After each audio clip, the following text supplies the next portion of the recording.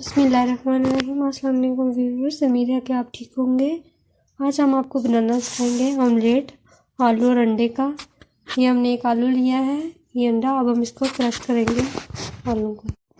ये मैंने आलू को क्रश कर लिया है। अब इसमें मैं थोड़ी काली मिर्ची डालूंगी,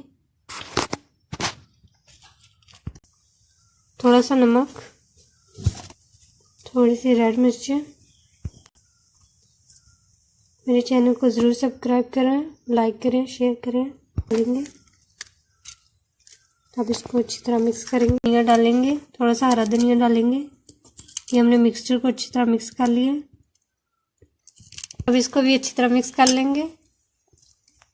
खोल लिया है, इसमें थोड़ा सा घी डालेंगे, फ्लेम ऑन कर लेंगे। अब इसको गर्म होने दें, थोड़ा डालेंगे।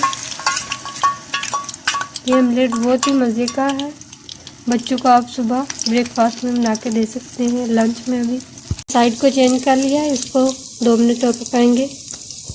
ये देखिए हमारा ऑमलेट तैयार हो गया है, इतना मज़े का। और इसकी शक्ल देखें कितनी प्यारी आई है। अब इसमें हम थोड़ा सा हरा धनिया डालेंगे। बच्चों को ज़रूर बना के दें, उन्हें बहुत पसंद आएगा। मेरी वीडियो को पसंद आए तो लाइक करें और शेयर करें, सब्सक्राइब ज़रूर कीजिएगा।